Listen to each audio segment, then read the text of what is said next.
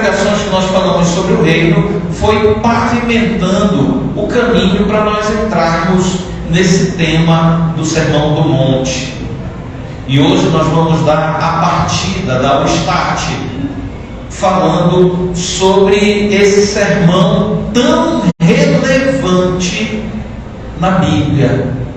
Muitas pessoas admiram o que Jesus falou ali, e hoje nós vamos entrar nesse sermão propriamente dito. Eu sei, tantas vezes que a gente já pregou aqui, eu mesmo já preguei algumas passagens do Sermão do Monte,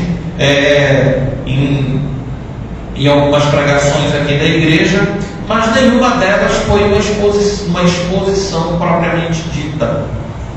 Um dos meus projetos para a gente é que a gente comece a estudar, a fazer as séries nos evangelhos, no domingo à noite também, estudar os evangelhos completos, ou talvez, muito provavelmente, a gente comece pelo livro de Marcos. Mas enquanto a gente não chega nos evangelhos, vamos escalar o monte com Jesus. O tema dessa mensagem vai ser com Jesus no monte, uma série de exposições sobre o sermão da montanha. Amém? E eu convido vocês para abrirem as suas Bíblias para Mateus, o capítulo 5, e vamos hoje do 1 ao 2. Apesar de que a gente vai pegar ali o finalzinho do capítulo 4 para a gente situar, mas hoje vamos ficar aqui em Mateus, no capítulo 5, do 1 ao 2. Eu não sei até quando nós vamos nessa série, mas eu quero desde já adiantar aos irmãos que domingo que vem, evidentemente, vamos estar falando sobre as bem-aventuranças. Na verdade, para ser mais exato, vamos estar falando sobre bem-aventurado os pobres. Amém? Achamos? Se você não achou, está aí na tela. Mateus capítulo 5, versículo 1 e 2, nós lemos o seguinte: certo dia, quando Jesus viu as multidões e se ajuntavam, subiu à encosta do monte e ali sentou-se. Seus discípulos se reuniram ao redor e ele começou a ensiná-los. Amém? Vamos orar. Senhor meu Deus, eu te peço, meu Pai, que o Deus Espírito Santo esteja abrindo a mente de cada um de nós aqui nessa noite, para compreendermos, Senhor, a Tua palavra, para que a gente consiga, Senhor, cavar um pouco mais no nosso alicerce e entender, Senhor, a Tua vontade para as nossas vidas. Então, meu Pai, nos conduz, ilumina e abre, Senhor, a minha boca com o Teu poder, para que a Tua palavra seja lida, seja exposta, seja proclamada, e assim, Senhor, nós encontremos os alicerces da nossa fé, em nome de Jesus. Amém. Muito bem, irmãos, o Sermão do Monte, quem nunca ouviu, Quem nunca ouviu isso, sei lá, em alguma corrente de WhatsApp aí, bem-aventurados pobres, Bem-aventurados os que choram, bem-aventurados que são perseguidos por causa da justiça, bem-aventurados que têm fome e sede de justiça. Enfim, a gente vê essas bem-aventuranças ali, a gente fica inspirado. Nós olhamos às vezes para a nossa vida e a gente fica pensando: eu sou injustiçado, então eu sou bem-aventurado, eu isso, eu sou aquilo e tudo mais. E a gente olha todo esse sermão aqui com um olhar, que a gente precisa ter um pouquinho mais de seriedade quando a gente olha para esse sermão. O Sermão do Monte, irmão, é o primeiro de uma série de 5 sermões de Jesus que Mateus registrou no seu Evangelho. Ele é de suma importância para nós, porque, além dele ser o primeiro, ele funciona, eu não queria usar a palavra constituição, né? Alguns pregadores, eu ouvindo eles há algumas semanas, alguns meses já que eu tenho estudado sobre o Sermão do Monte, eu ouvi alguns pregadores chamando de Constituição do Reino. É bonitinho, né? Interessante, né? Essa expressão, a Constituição do crente, o manual de regra da vida do crente e tudo mais. Amém. Mas eu acho que é mais além, é muito mais profundo. Eu diria que ele é o modo de como se pode conhecer, identificar, detectar, reconhecer os cidadãos do reino dos céus. Como você poderia reconhecer um crente de verdade? Eu diria para você, olhe para o Sermão do Monte. E o Sermão do Monte, meus irmãos, ele não é um manual de ética. Ele não é uma filosofia que você vai aplicar à sua vida e você vai viver desse jeito. Eu diria que ele é o manifesto do reino. Ele deveria denunciar para o mundo quem é do reino, como vive o salvo e como ele vive verdadeiramente o Evangelho.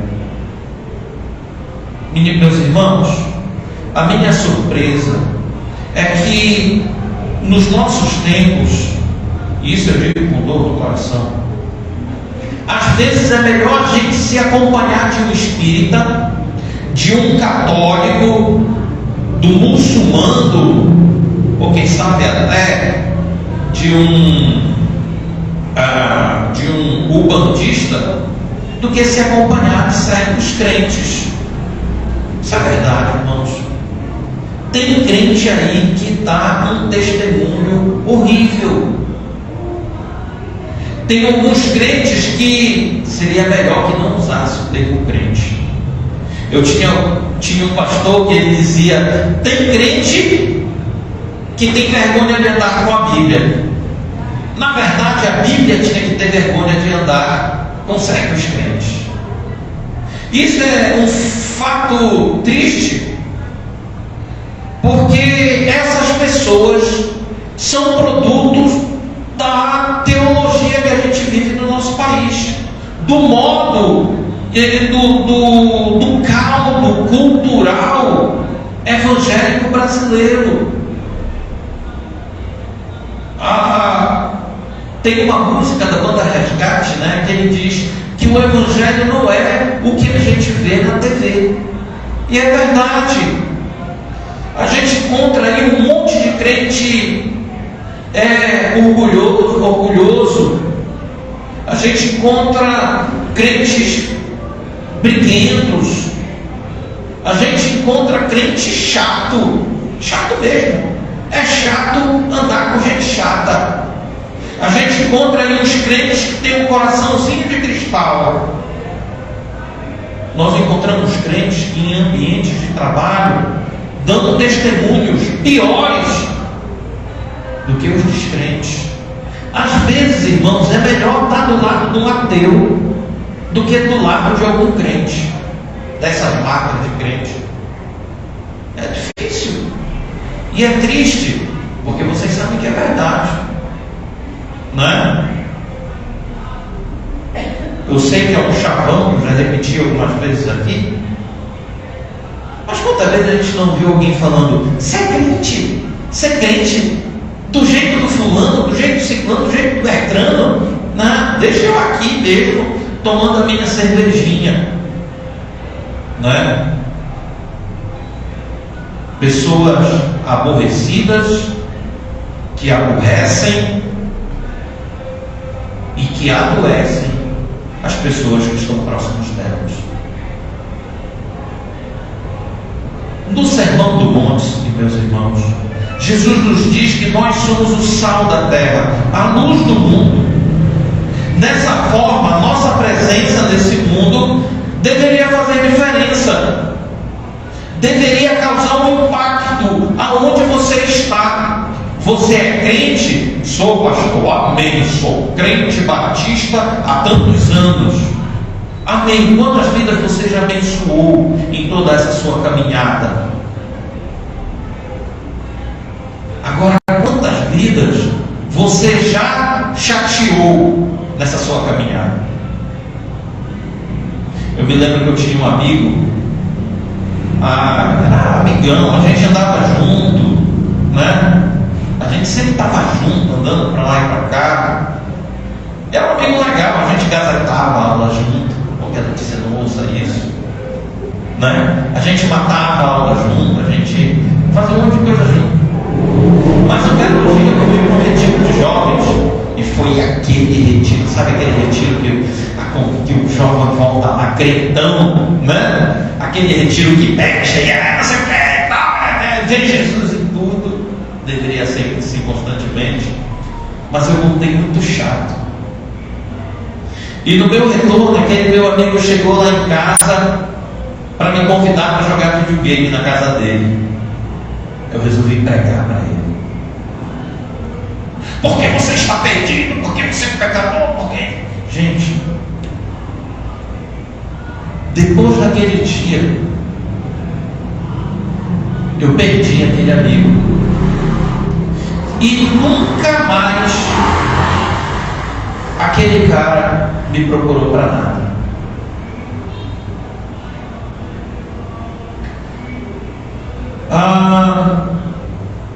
A minha presença, isso eu falo para vocês, nós não devemos ser um peso para as pessoas ao nosso redor. O que eu consegui naquele dia foi afastar aquele jovem de mim. Ao invés de demonstrar o amor, ao invés de demonstrar o Evangelho, ao invés de falar do Evangelho com a minha vida, eu cheguei com ele com um caminhão de verdades. Eu não contei nenhuma verdade para ele, não contei nenhuma mentira para ele, mas eu despejei aquele caminhão de verdade de uma forma tão dura sobre aquele jovem que a amizade se desfez.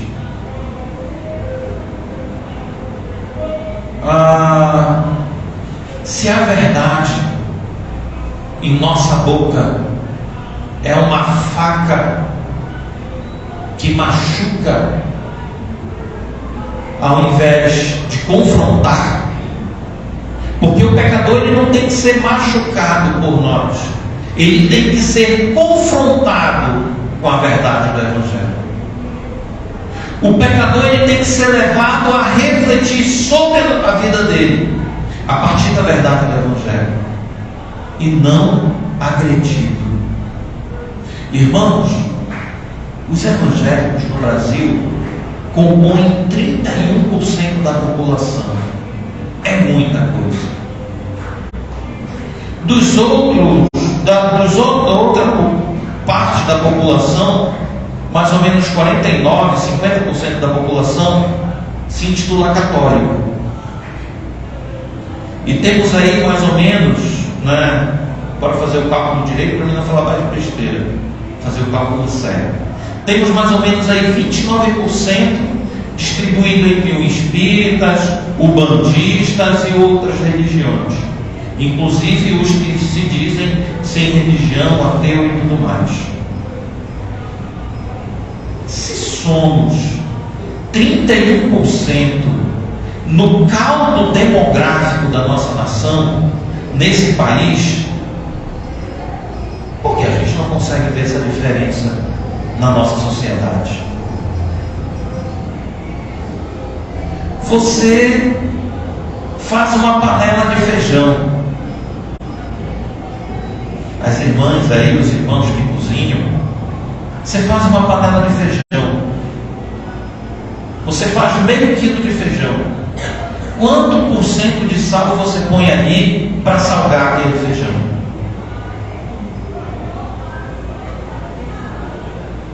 Se você errar a mão e colocar uma colher de sopa cheia, para muita gente que provar aquele feijão vai dizer: esse feijão está salgado, passou do sal, está salgado demais. Mas aquela colher de sopa, irmão, naquela panela de feijão, não é nem 1%. Quando Jesus diz que nós somos o sal dessa terra, esses 31% da parcela da nossa população deveria causar uma salmoura nesse país. Mas a verdade a gente não vê, não sente. Você sai na rua e não sente esse sal. Você liga a TV e você não sente esse sal. Você vai para as redes sociais e você não sente esse sal. Jesus nos diz também na montanha que se o sal vier a ser insípido, se o sal não salgar, ele não serve de nada. A diferença que eu e você temos que fazer não é uma diferença comportamental, não é uma diferença do dialeto, mas é uma diferença no modo de como a gente existe nessa nação, como nós enxergamos a realidade, como nós nos relacionamos com as pessoas ao nosso redor.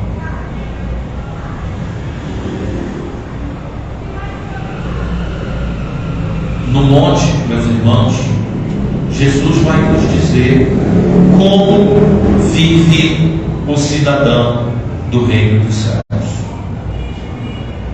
Então, meus irmãos, eu julgo necessário que a gente mergulhe nesse mar de ensinamentos no monte. Então, convido vocês a virem junto comigo para o monte com Jesus. Amém? Vamos lá, versículo 1 do capítulo 5.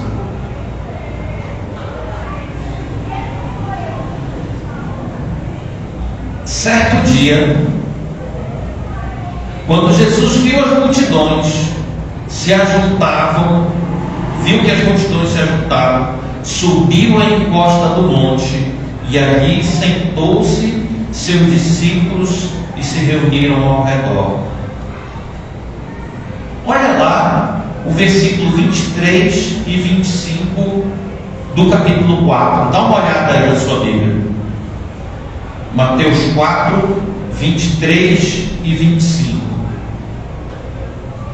23 a 25. 23, 24 e 25. Achamos? Olha aí. Jesus viajou por toda a Galileia, por toda a região da Galileia, ensinando nas sinagogas, anunciando as boas novas do reino e curando as pessoas de todo tipo de doença. As notícias a seu respeito se espalharam até a Síria e logo o povo começou a lhe trazer todos que estavam enfermos, qualquer que fosse a enfermidade ou dor, que estivessem possuídos por demônio, quer sofressem de convulsões, quer fossem paralíticos, Jesus os curava. Grandes multidões o seguiam, gente da Galileia, das cidades de Jerusalém e de toda a Judéia e da região leste do Rio Jordão. Esse é o cenário antes do monte. Jesus está andando de um lado para o outro, desenrolando o seu ministério, pregando nas cidades, curando, fazendo diversos sinais. A região vai sendo bombardeada com a notícia de que existia um mestre judeu fazendo um monte de milagres. Irmãos, Jesus está pregando, Jesus está que é esse NIP?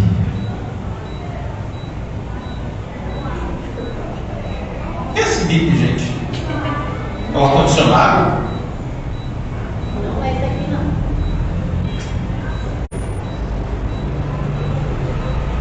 É esse aqui que está limpando. Pega o controle, desliga esse ar-condicionado aqui, por favor. Então, irmãos, Jesus está ativamente trabalhando, pregando, divulgando o seu ministério por meio de sinais. Acredite, certamente ele também estava ensinando nesse momento. E um detalhe: Jesus está na parte inicial do seu ministério. Jesus está dando os primeiros passos no seu ministério. Isso aqui é a parte inicial do ministério de Jesus. Talvez ainda aqui ele estivesse convocando os discípulos, os 12. Jesus está numa crescente em seu ministério. Ele realiza os milagres e a sua fama vai aumentando, vai espalhando de cidade em cidade, nessas regiões que nós lemos. E nesse ponto, Jesus poderia se empolgar. É isso aí, a gente está numa crescente, a gente está curando, está juntando um monte de gente. Vão lá e vão explicar, vão proclamar aí grande concentração de fé e milagres. O homem de Deus, o profeta do Senhor, está curando. Imagina só. É isso aí, gente. Agora a gente vai arrebentar a boca do balão. Vamos fazer aqui uma concentração de fé e milagre. Legal, bora fazer o seguinte: bora colocar uma placa bem aqui na frente do monte. Pare de sofrer. Gente, Jesus está fazendo uma coisa que nunca ninguém viu. Imagina só, gente doente há muito tempo, chegava lá, Jesus curava.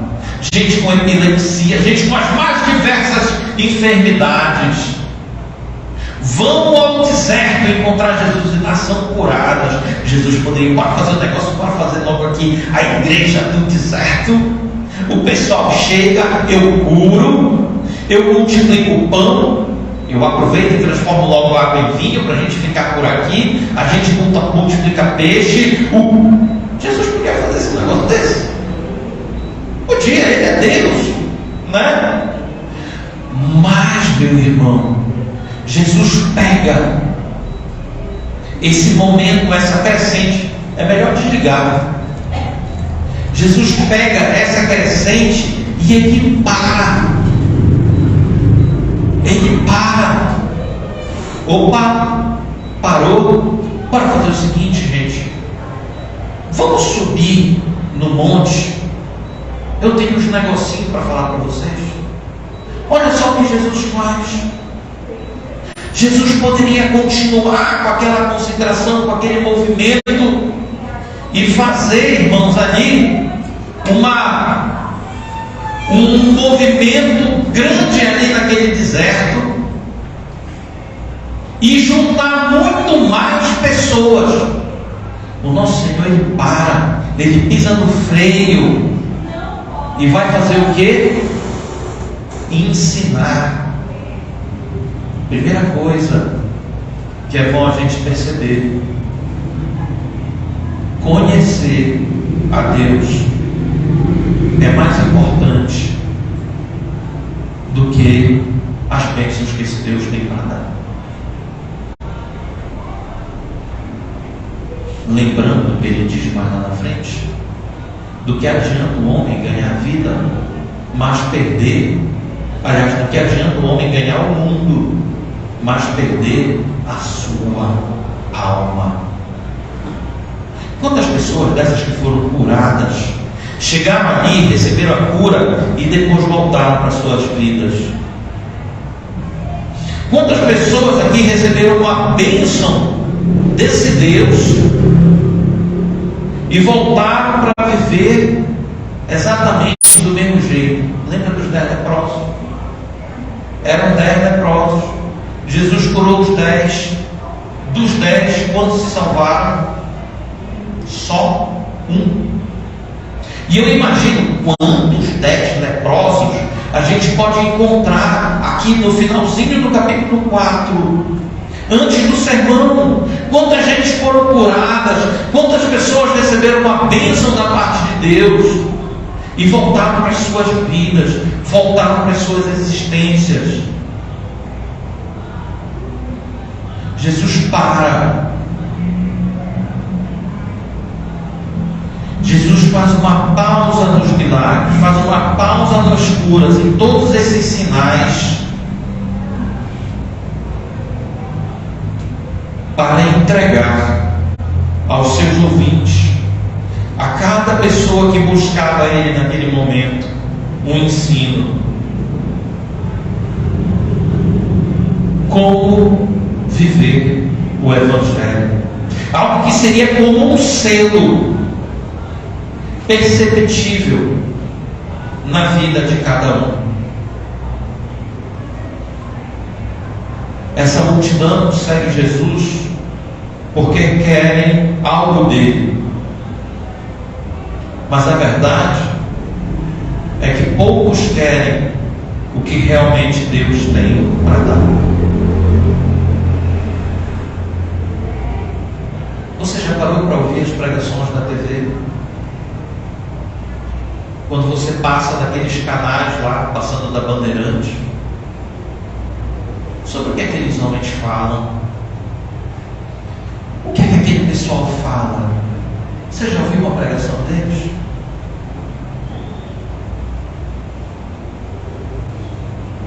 Você já viu quantas vezes eles falam de coisas que são passageiras, mas que eles ensinam os seus seguidores a buscarem essas coisas com todas as forças? Vocês já viram quanto esses homens ensinam as pessoas a serem gananciosas, a serem mesquinhas, a serem orgulhosas? Quantas vezes aqueles homens fazem filas e eles dizem: conte a bênção, e o pessoal fala: eu fui curada disso, eu fui curada daquilo, eu ganhei emprego disso, emprego daquilo, fiz isso, aconteceu isso na minha vida. Mas ninguém chega ali para falar: eu entendi o Evangelho, eu compreendi que eu sou um pecador e preciso me arrepender. Quantas vezes? Quantas vezes você viu alguém falando sobre isso na televisão? Quantos? Sinceramente. Uma das coisas que me faz admirar o Rodolfo Abrantes é que ele, verdinho na fé ainda, foi no Altas Horas e falou exatamente disso. Foi no Bial, no Conversa com Bial, durante a pandemia, e falou sobre isso. Arrependei-vos. Por que será que o Rodolfo Abrantes não vive na mídia? Não é? Queridos irmãos, olhem o conteúdo das músicas deles, das canções que eles incitam as pessoas a cantar.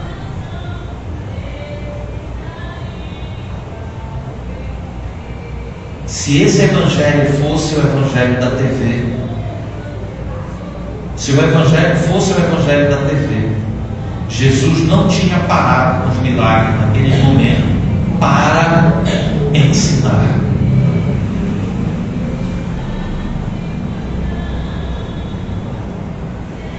Jesus para com os ensinos, para com os sinais e ensina, traz para perto Ele se utiliza daquele momento, da concentração de gente, para falar de como vive um cidadão do reino.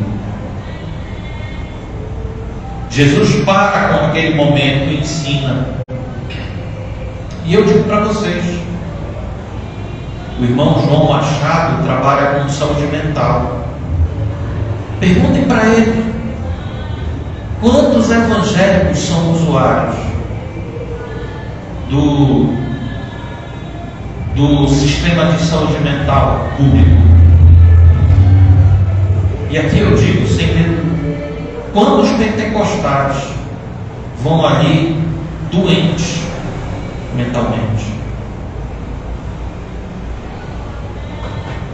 Irmãos, o ensino errado adoece o homem.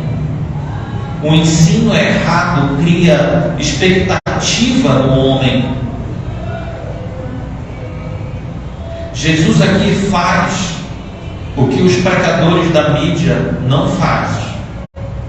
Os pregadores da mídia, eles prometem curas, milagres, bem-estar social, emocional, saúde, né? Mas Jesus para com tudo isso e ensina.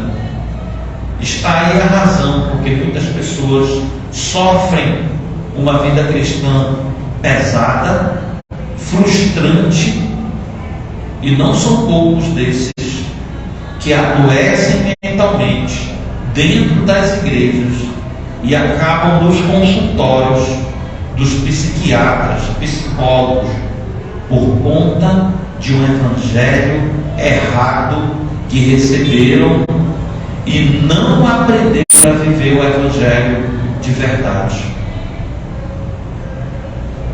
Jesus vê a multidão e ensina.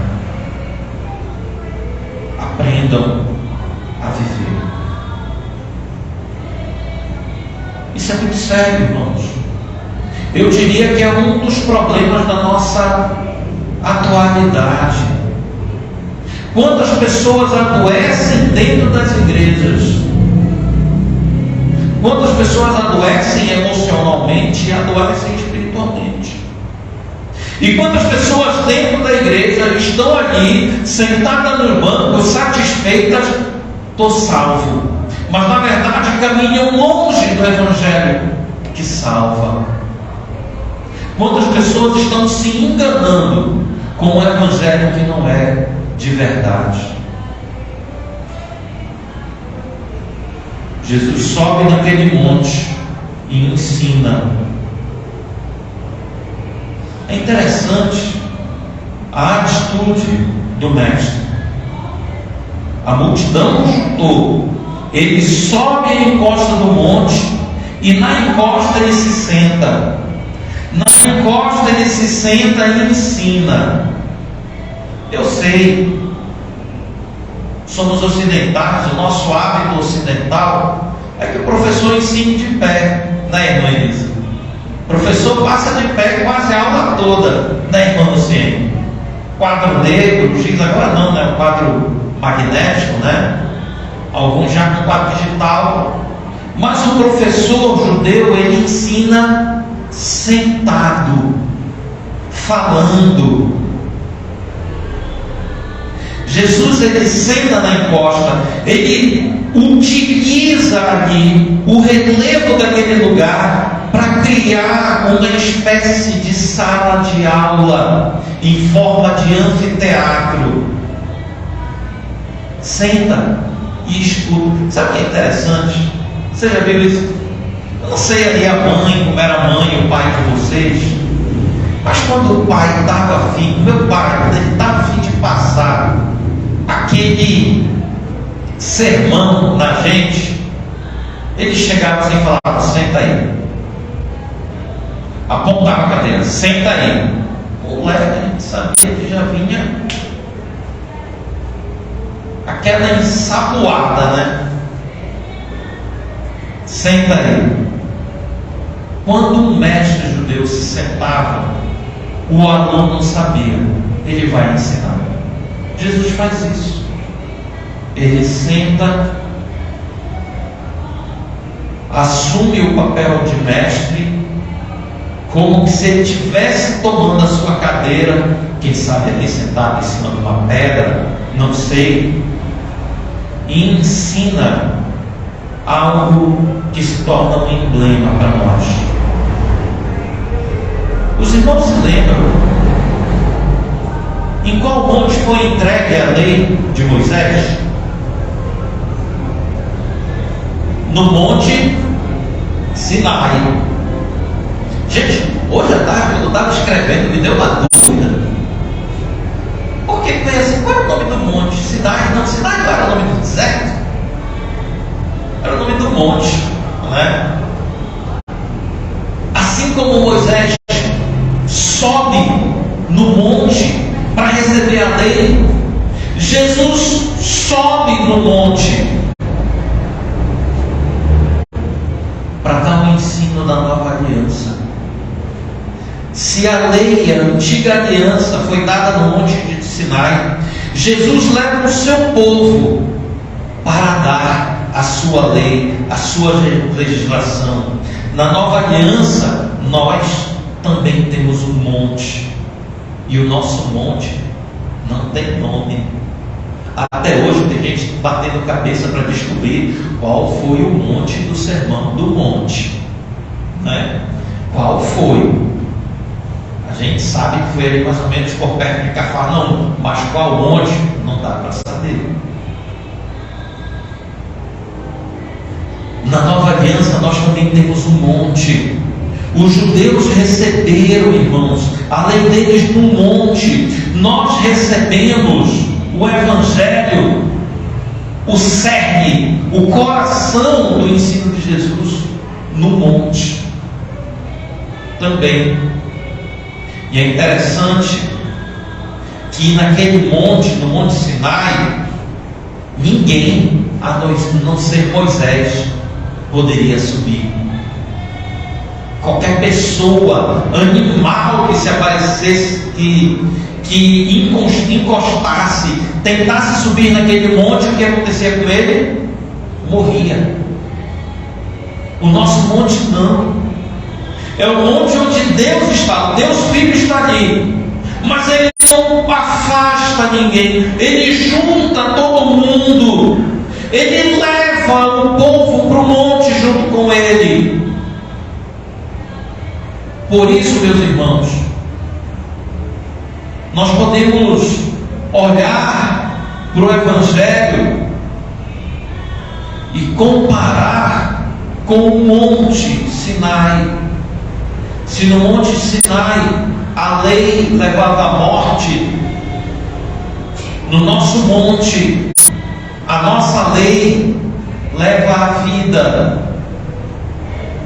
Se no monte Moisés subiu sozinho, no nosso monte Jesus sobe acompanhado e nos leva junto com Ele. Se no Monte Sinai ninguém podia aproximar, no monte da nova aliança nós encontramos o lugar do homem com Deus. É um lugar de comunhão, é um lugar de acolhimento, é um lugar onde a multidão encontra o seu Deus. Se na lei o Monte Sinai é um lugar perigoso para quem não foi chamado, na nova aliança, o monte é um lugar onde todos podem chegar. É um lugar onde cada um pode tomar o seu assento, olhar nos olhos de seu Deus, na figura de Jesus Cristo, seu Filho, o Deus Filho, e ouvir de sua boca os seus ensinamentos. Se na antiga aliança o monte era um lugar de exclusão, na nova aliança, meus irmãos, o monte é um lugar de verdadeira inclusão. pecadores caídos podem se aproximar do seu Deus. Amém? De verdade. Onde o pecador pode se aproximar do seu Deus sem medo e olhar nos olhos dele e receber o seu ensinamento. Esse é o nosso monte, o monte da nova aliança. Na nova aliança, o monte é um lugar de segurança, de amor e acolhimento. Dessa forma, meus irmãos, deve viver o cidadão do reino, levando esse Deus de amor para os perdidos. Se lembre, nós estamos na campanha de missões. Qual é a nossa campanha? Gente, a gente acabou de falar. Eu pensava que estava na ponta da língua. Eu vou tentar de novo. Estamos na campanha de missões. Gente, qual é o tema da nossa campanha? Gabriel, põe aí a imagem da... Bora lá agora. Finge que não está lá. Nós estamos no mês de campanha. Qual é o tema da nossa campanha? Ufa! Né? Descobriram agora que o tema era vamos completar a missão, né? Agora caiu a ficha. Irmãos, no monte nós conseguimos entender a nossa missão, que esse Deus, Ele quer perto. Sabe aquela música? Me chama para perto, faz meu coração ouvir tua voz. É esse Deus que quer a gente perto. Não é um Deus que está longe, é um Deus que se assenta e nos chama para perto. É o Deus da mesa da ceia, da mesa de comunhão, que eu gosto mais desse termo, comunhão. É um Deus que Jesus, no último momento de sua existência, na última refeição que Ele faz com os discípulos, antes do Calvário, Ele diz: eu nunca mais vou beber do fruto da videira, até beber novamente com vocês no reino do meu Pai. É esse Deus que quer perto. É esse Deus que quer você na mesa com Ele, que quer estar na sua mesa, dia após dia.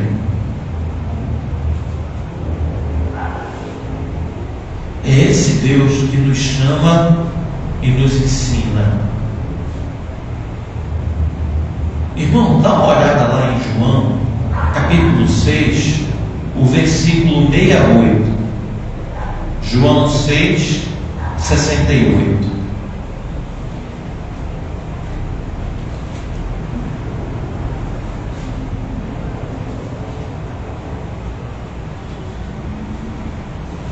Vocês acharam? Evangelho de João, capítulo 6, versículo 68. Amém? Olha só o que diz. Simão Pedro respondeu: Senhor, para quem iremos? Para onde nós vamos? O Senhor tem as palavras de vida eterna. Essa expressão de Pedro, registrada por João, nos diz muito a respeito dos ensinamentos de Jesus. Jesus está sentado. O que é que Ele está dando para nós? As palavras de vida eterna. As palavras pelo qual você vai viver. As palavras pelo que você vai existir. Meu irmão, pergunto para você: como é que está aí a sua vida? O quanto que essas palavras de vida eterna têm feito sentido para você? O quanto você tem vivido essas palavras de vida eterna na sua vida? Domingo após domingo, quarta-feira após quarta-feira. Nós temos ensinado o Evangelho, falado do Evangelho, ensinado a palavra de Deus. Cristo Jesus continua nos dando as palavras de vida eterna. Mas o problema, irmãos, é que muitas vezes o nosso comportamento com relação a essas palavras é um comportamento, parece que como se fosse uma simples filosofia. Sabe, quando a gente ouve aquelas mensagens de WhatsApp de manhã, bonitinha, com uma musiquinha tocante, com uma verdade, sim, realmente, uma verdade, às vezes falando de perdão, às vezes falando de aceitação, e a gente vê, olha que bonitinho. Vou mandar no grupo da igreja e manda. O irmão olha lá, que legal, vou mandar para o meu tio, para minha irmã, e sai mandando para um monte de gente. O triste é que às vezes a gente ouve essas mensagens e vai viver o resto do dia como se não aconteceu nada. É como se a gente tomasse um remédio. Vou tomar minha pirulinha do Evangelho hoje. Tomou, agora vou esperar ela fazer efeito. O que Pedro fala aqui em João é algo muito crucial. Senhor, para onde nós vamos? O problema é que parece que a gente está num relacionamento com Jesus, como que se simplesmente a gente estivesse assim, no corre-corre do dia a dia, andando de um lado para o outro. E agora, de manhã, eu vou tomar a minha pirulinha do Evangelho e esperar que essa pirulinha faça efeito durante o dia. Como se fosse um pó de pirim-pim-pim. Lembra lá do Peter Pan? O pó de pirim-pim-pim que a Sininho jogava em cima das crianças para elas poderem voar. Joga lá o pó de pirim-pim-pim. Tenham pensamentos felizes. Vocês vão voar. E o crente infantil acha que o Evangelho é isso. Uma palavrinha bonitinha, um pó de pirim-pim-pim, tenha pensamento feliz, agora a gente vai voar. Não! O Evangelho é bem mais do que isso, meu irmão. O Evangelho é o modo pelo qual eu e você vivemos. É o que Pedro diz: Senhor, para onde nós vamos, se é só o Senhor que tem as palavras da vida.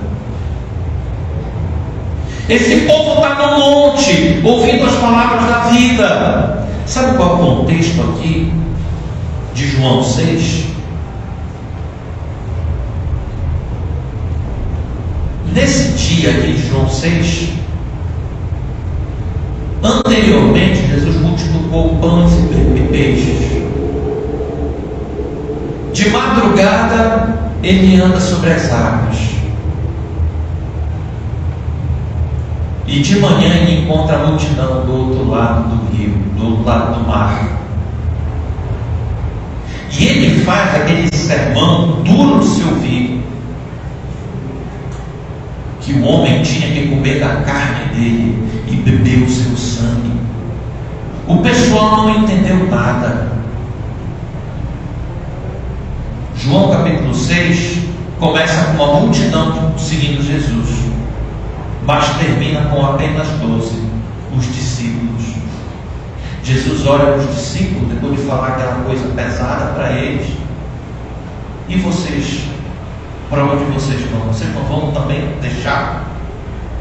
Aí Pedro responde: Senhor, para onde nós vamos? Se é só o Senhor que tem as palavras da vida. Essa expressão de Pedro, meus irmãos, diz muito a respeito dos ensinamentos de Jesus. Jesus dá uma palavra que dói nos ouvidos dos seus ouvintes. Muitos abandonaram no capítulo 6 de João. Mas é importante a gente pensar a fala de João, de Pedro ali no Evangelho de João, e trazer para cá. Porque nós vamos lidar com com as palavras da vida. Na verdade, estamos lidando com a palavra da vida a todo momento. A todo momento. Não pense que é só aqui na igreja. Não pense. Porque se a palavra é uma palavra da vida, essa palavra tem que estar lá, fora da igreja. No dia a dia. No açougue, na escola, na feira, no supermercado,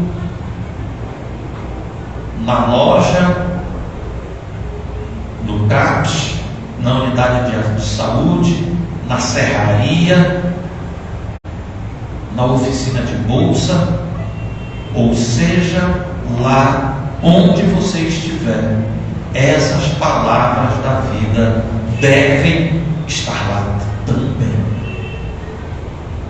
Se não tiverem, você está com um problema grande, meu irmão. Você está com um problema grande.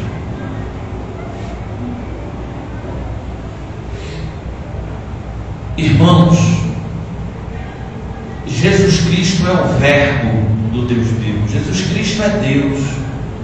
Ele está dando para essa multidão e para nós uma porta aberta naquele monte, para que todos os seus ensinos sejam ouvidos, acolhidos e colocados em prática. Ele nos convida a entrar em uma vida com Deus, nos dando dele a verdade, que é Ele, o caminho, que é Ele, e a vida, que é Ele também. Como eu disse, muitas pessoas vão olhar para esse capítulo, para esses capítulos de Mateus, do 5 ao 7, e olhar como uma filosofia, como uma fala de um mestre qualquer, de um sábio, e dizer: olha que bonitinho. Mas nós olhamos e não, são as palavras da vida. Vai muito além. Vai além de qualquer teoria, de qualquer pensamento, de alguma vaidade, de qualquer conclusão humana. Isso diz respeito à minha existência, à sua existência e à existência do homem. Isso nos leva também a um outro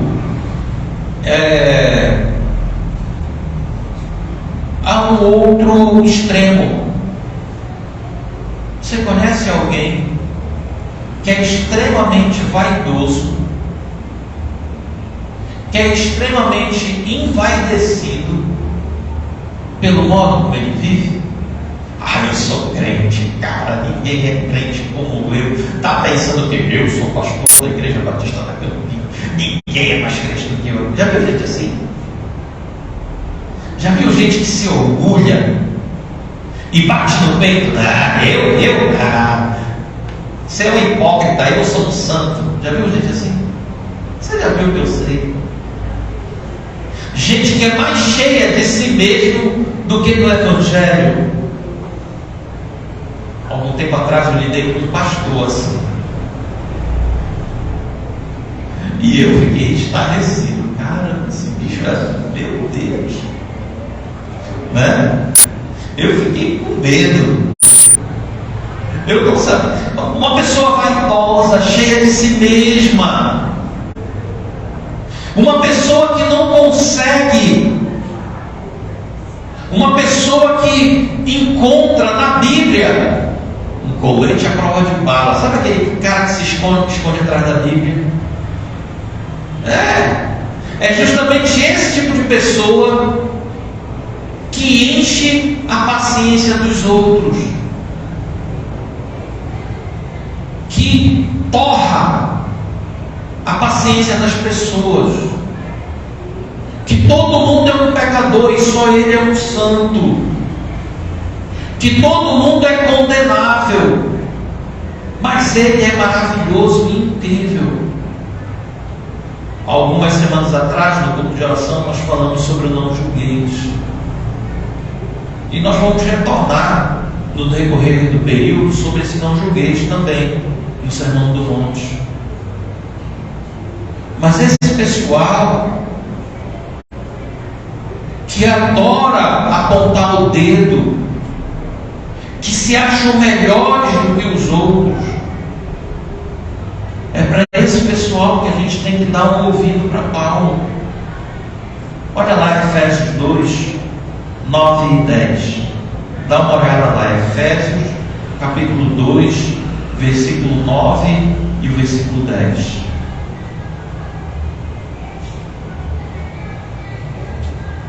Efésios 2, 9 e 10. Amém? Olha lá. Paulo falando sobre a salvação. Paulo falando sobre o resultado do encontro do homem com Deus. Olha só o que ele fala sobre a salvação. Não é uma recompensa pela prática de boas obras, para que ninguém venha a se orgulhar.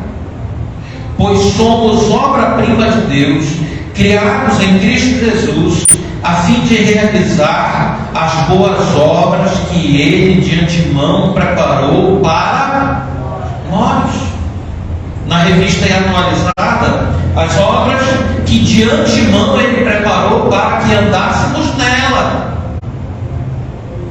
Então, irmãos, quando nós estivermos lendo e estudando o Sermão do Monte, versículo a versículo, se lembrem: a salvação, o salvo, o crente, o cidadão do céu, ele sabe que a salvação não é o resultado das suas práticas. A salvação não veio a você porque você era bonzinho, porque você era bacana, porque você era um cara legal. Conforme Paulo fala aos Efésios, quem lhe fez entender o Evangelho foi o Espírito Santo, não foi o seu próprio intelecto. E as boas obras que vamos ver dentro do Sermão do Monte são o caminho no qual nós andamos, porque Jesus já preparou o caminho para a gente andar nele. Amém? Então, irmãos, nós passamos aqui nos últimos meses um bom tempo falando sobre o reino, e nós vamos continuar nesse tema, porque o Sermão do Monte é justamente sobre isso, sobre como vive o cidadão do reino, nos lembrando que nós temos uma missão e vamos cumprir essa missão. Cumprir essa missão significa viver como cidadão do reino. Amém? Precisamos construir em nós, por meio da palavra de Deus e da ação do Espírito Santo em nossos corações, uma identidade de cidadão do reino. Quero jogar um desafio para alguma das irmãs que estiveram aqui ontem à noite, estiveram atentas. Alguém pode repetir para nós aí a ilustração do navio? A senhora pode falar, irmã? Eu entendi. Ela usou a declaração para Peraí, irmã. Alguém leva o microfone para a irmã lá? Porque aí. Aqui, peraí. Pronto. Essa ilustração do navio ontem à noite foi mais falado, viu?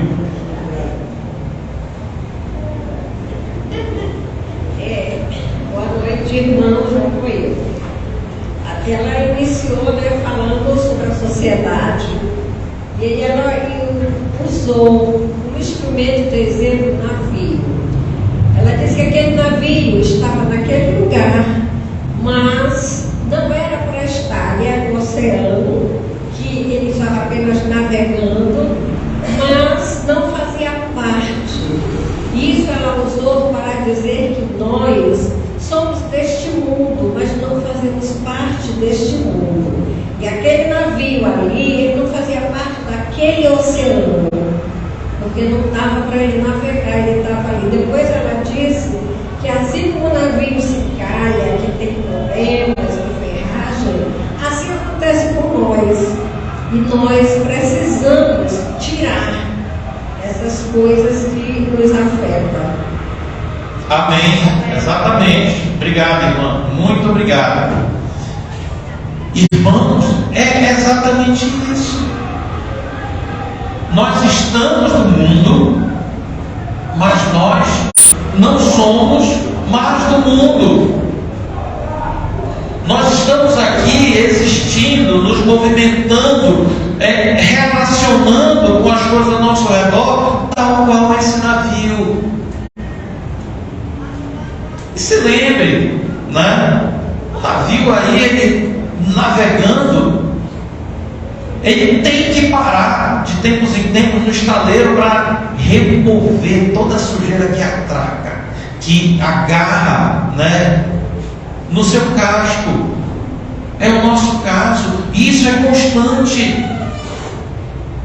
Precisamos constantemente nos colocar diante do espelho e olhar para nós mesmos. O Evangelho tem feito sentido para mim? Eu estou vivendo esse Evangelho? Quantas vezes eu me sinto mais parte do mundo do que parte da igreja? Precisamos a todo momento tirar de nós as cracas desse oceano, o entulho até que a gente vai juntando na nossa vida.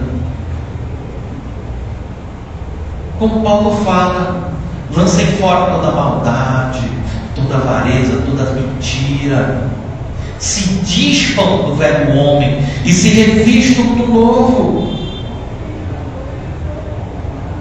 Estamos nesse mundo, irmãos, mas nós não somos desse mundo. Nós não podemos deixar, como Paulo vai falar em Romanos capítulo 12, no versículo 1, que a gente tome forma, a aparência do mundo. E muita gente pega e diz: olha, a aparência do mundo é uma roupa, uma camisa. Não. É muito além. Não é uma camisa, não é um jeito de falar. É o jeito como você existe, como você se relaciona com as pessoas, como você existe como ser humano, e o quanto o Evangelho faz diferença em você, para você transformar a sua vida, o seu jeito que você enxerga a realidade. É aquela palavrinha estranha, cosmovisão, como você enxerga a realidade. O quanto o Evangelho já lhe transformou, e você compreende que você já não faz mais parte desse sistema chamado mundo.